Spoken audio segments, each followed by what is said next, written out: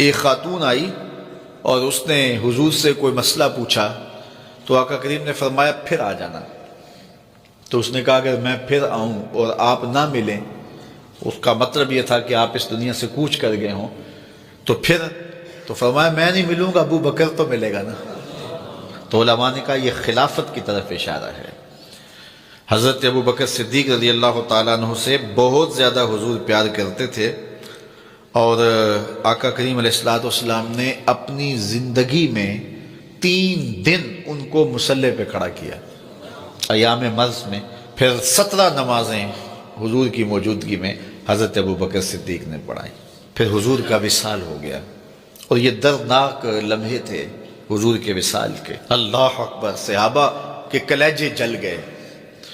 حضرت عمر نے ہاتھ میں تلوار پکڑی اور ایسے کھڑے ہو گئے اور ایسے لہراتے تھے تلوار، اور کہتے تھے خبردار کسی نے کہا حضور کا انتقال ہو گیا میں گردن اتار دوں گا.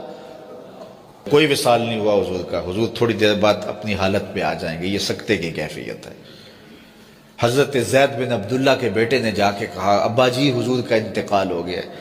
تو انہوں نے باغ میں پانی دے رہے تھے، سب کام چھوڑ دیا، ہاتھ اٹھائے گا اللہم اذہب بصری حتی لا ارا بعد حبیبی محمد احدا. اے اللہ مجھے اندھا کر دے. آنکھوں کے دیے اس لیے روشن تھے کہ تیرے محبوب کو دیکھوں. جب حضور چلے گئے ہیں تو میں نے یہ چراغ کیا کرنے ہیں، بجھا دے ان چراغوں کو. تو کیا کیفیت تھی. حضرت فاطمہ بول رہی ہیں صبت علیہ مصائب لو انہا صبت علی الایام سرنا لیالیا. میرے اوپر وہ مصیبتیں ٹوٹی ہیں، اگر یہ دنوں پہ ٹوٹ پڑتی تو دن کالی راتیں بن جاتے. تو تھوڑی خبر تھی حضور کا وصال. اچھا جب یہ کیفیت تھی صحابہ کی اس نازک موقع پہ، چونکہ منافق اندر ہی ہوتے ہیں، تو منافقوں نے ایک کھیل کھیلا.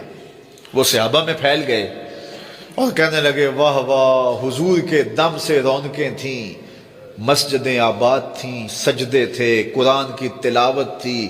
اب کس نے نماز پڑھنی ہے میاں، اب کس نے روزہ رکھنا ہے، اب کس نے زکوٰۃ دینی ہے، اب کس نے حج کرنا ہے، ختم کہانی ختم کہانی. یہ بات کرنی شروع کر دی. اب یہ بڑی نازک صورتحال. تو کیا حضرت ابو بکر کا کلیجہ نہیں جل رہا تھا؟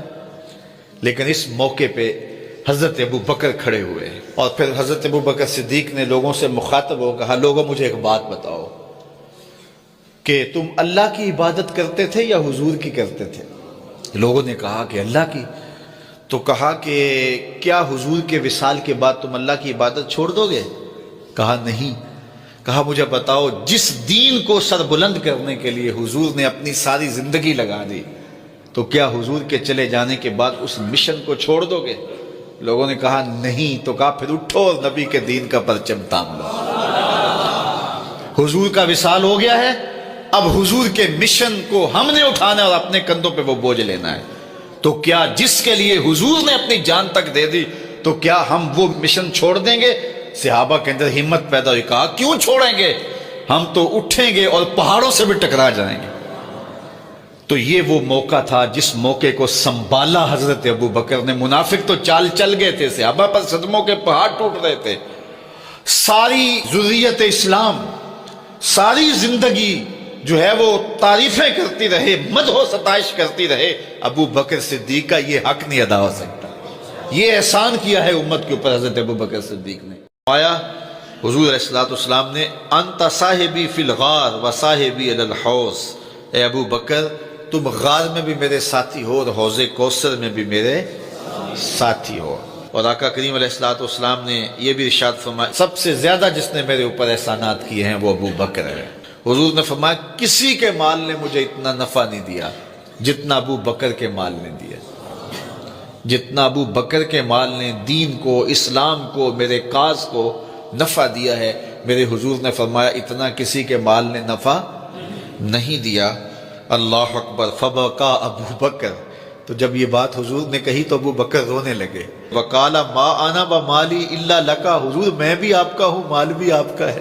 اللہ اکبر. حضرت ابو بکر صدیق رضی اللہ تعالی عنہ نے حضور علیہ السلام کے ساتھ جو محبتوں کا ذکر کیا، اور پھر آقا کریم علیہ السلام نے ان کا جو اختصاص فرمایا